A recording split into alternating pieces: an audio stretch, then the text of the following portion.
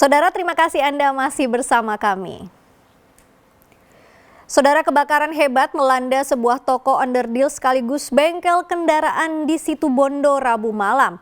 Banyaknya barang mudah terbakar termasuk oli membuat api sulit dipadamkan hingga menimbulkan sejumlah ledakan. Detik-detik awal terjadinya kebakaran di sebuah bengkel sekaligus toko onderdil kendaraan di Jalan Raya Basuki Rahmat, Kecamatan Panji, Situbondo, terekam kamera ponsel warga. Banyaknya barang mudah terbakar termasuk oli membuat api dengan cepat melalap seluruh bangunan. Kebakaran juga sempat memicu terjadinya sejumlah ledakan sehingga membuat warga maupun pengguna jalan panik dan menjauh dari lokasi. Kebakaran pertama kali diketahui seorang juru parkir. Besarnya kobaran api membuat 4 regu mobil pemadam kebakaran sulit memadamkan api. Hingga 2 jam kemudian api baru bisa dipadamkan. Terbakar pojok, bludak. Habis itu dapat 1,5 jam, 1 jam. Baru Koko mandi, jangan sama mandi banyak. Mandi terus anaknya suruh keluar, tapi keluar keluarganya. Koko belum api terbakar, terus keluar. Ditinggal ke sana mobil. Habis itu anaknya. Ada berapa orang yang semua yang keluar? Enggak salah. 5. 2, istrinya, Koko, pembantunya. Mungkin 6 mungkin kalau ada 5. Untuk penyebabnya sendiri? Untuk penyebab sementara masih kita lakukan pendalaman. Yang utama adalah sekarang adalah pemadaman, jangan sampai melebar ke tempat yang lain. Dan untuk korban, alhamdulillah sampai dengan ini tidak ada, jadi toko dalam keadaan kosong. Petugas baru berhasil menjinakkan api setelah berjibaku sekitar 2 jam. Sementara penyebab kebakaran masih diselidiki.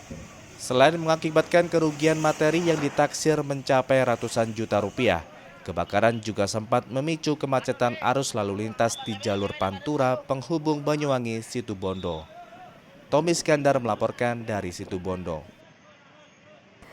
Saudara, truk pengangkut logistik pupuk menabrak truk dinas kebersihan dan perawatan jalan provinsi di jalur nasional Mojokerto, Jombang. Sopir truk box terjepit bodi truk dan hingga mengalami luka parah pada kaki. Kecelakaan antara truk pengangkut pupuk dan truk kebersihan perawatan jalan ini terjadi di Jalan Raya Tejo, Kecamatan Mojoagung, Kabupaten Jombang. Menurut saksi, truk yang dikendarai oleh Agus Wijaya ini tiba-tiba menabrak dam truk yang sedang berhenti di lajur kanan. Dugaan sementara kecelakaan karena pengemudi kurang waspada atau tidak memperhatikan kondisi lalu lintas. Dari timur ke barat, nggak tahu kenapa tiba-tiba nabrak mobil busi-busi.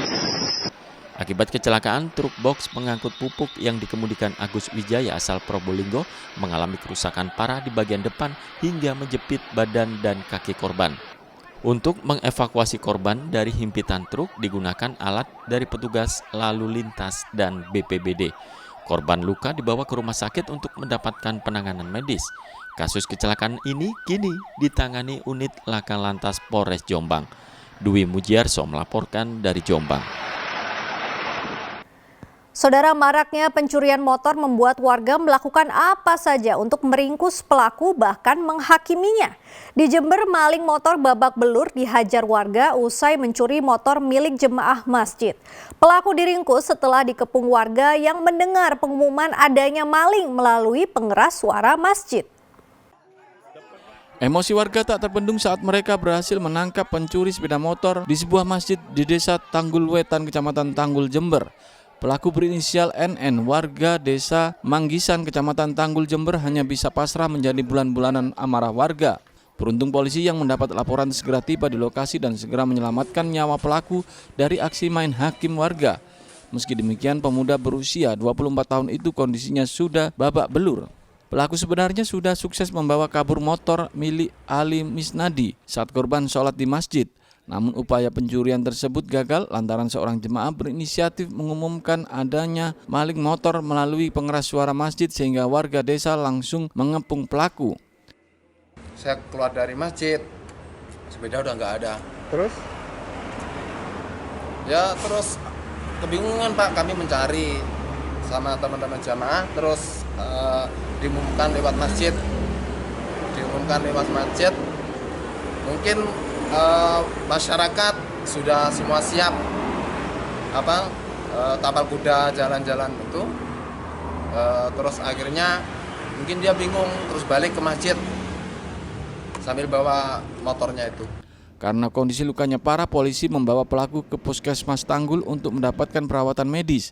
Dihubungi melalui telepon selulernya, Kapolsek Tanggul AKP Miftahul Huda mengaku masih terus mengembangkan pemeriksaan terhadap pelaku. Tommy Iskandar melaporkan dari Jember. Saudara, akibat pengaruh minuman keras, seorang pemuda di Kota Pasuruan tega membacok teman sendiri dengan sebilah pedang. Akibatnya korban menderita luka serius di kepala dan harus dilarikan ke rumah sakit. Ali, warga Tambaan, Kecamatan Panggung Rejo, Kota Pasuruan tergeletak tidak berdaya usai dibacok Saiful berusia 36 tahun, temannya sendiri. Korban yang menderita luka serius di kepalanya dievakuasi ke Rumah Sakit Umum Daerah Dr. Sudarsono, Kota Pasuruan. Sedangkan pelaku yang sempat kabur akhirnya diringkus tim buru sergap Satuan Reserse Kriminal Polres Pasuruan Kota. Pembacokan terjadi saat pesta miras bersama sejumlah pemuda di warung Kampung Pandean, Kelurahan Bugul Lor. Pelaku dan korban yang mabuk terlibat cekcok hingga terjadi perkelahian. Karena tidak terima, pelaku mengambil sebilah pedang dari jok sepeda motornya, lalu kembali menghampiri korban. Dan seketika itu korban tersungkur, sementara pelaku langsung melarikan diri. Korban sama pelaku ini sama-sama menenggak minuman keras bersama teman-temannya. Akhirnya terjadi cekcok dan berujung pada perkelahian yang mengakibatkan korban luka cukup parah di bagian kepala. Motifnya kira-kira apa yang melatar belakangi? Motifnya masih kita selidiki, jadi masih kita dalam pemeriksaan. Salah paham atau mabuk? Awal kali kan memang cekcok, jadi cekcok perkara apa kita masih dalam penyelidikan karena terpengaruh minum-minuman keras, jadi kurang begitu mengetahui mungkin. Polisi masih mengembangkan kasus itu, termasuk mencari barang bukti pedang yang digunakan pelaku untuk membacok korban. Polisi juga akan memeriksa saksi yang terlibat dalam pesta miras. Pelaku dijerat pasal 351 ayat 2 KUHP tentang penganiayaan berat dengan ancaman hukuman maksimal 5 tahun penjara. Dandi Ari Gafur melaporkan dari Pasuruan.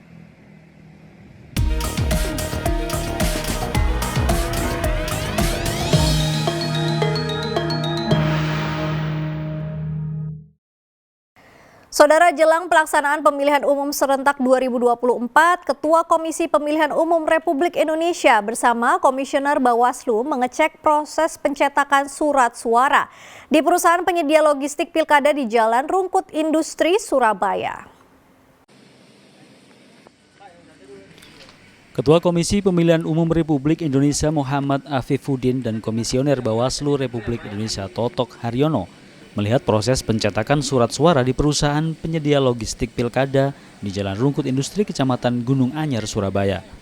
Dalam kunjungannya, Ketua KPU RI mengingatkan kepada para produsen surat suara untuk benar-benar mencetak surat suara sesuai dengan ketentuan KPU dan data yang telah diberi oleh partai, termasuk foto kandidat calon gubernur, wajib sesuai dengan data KPU dan tidak ada kesalahan. Selebihnya kami juga ingin memastikan kalau ada kesalahan-kesalahan percetakan, kualitas gambar tata letak yang katakanlah tidak maksimal, inilah salah satu fungsi kami melakukan supervisi. Kami datang langsung ke percetakan, kemudian percetakan untuk kemudian memastikan bahwa semua yang dilakukan sesuai dengan yang memang direncanakan, kualifikasi, spek dan seterusnya. Selebihnya itu juga diawasi oleh Mas Toto. Silakan Mas Toto. Sementara itu, anggota Bawaslu RI Totok Haryono menegaskan kunjungannya ke percetakan ini guna memastikan bahwa surat suara untuk Pilkada serentak 2024 berjalan dengan lancar agar bisa didistribusikan sesuai jadwal dan waktu yang ditentukan. Persiapan logistik sudah ada di tempat masing-masing dan seterusnya sesuai dengan spek yang telah dibuat oleh KPU. Itu aja. Pengawasan pendistribusiannya seperti apa, Bang Andi? Pengawasan distribusi mulai dari tempat sampai ke titik terakhir di TPS. Kita pastikan tepat waktu, tepat sasaran.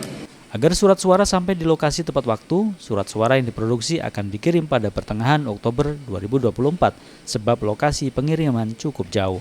Dari Surabaya, Ari Purwanto melaporkan.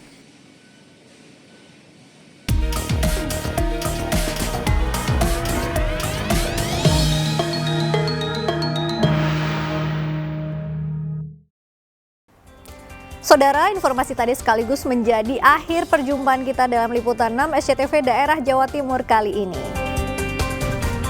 Atas nama rekan kru yang bertugas, saya Anelis Pramadani pamit undur diri. Terima kasih atas perhatian Anda dan salam SCTV.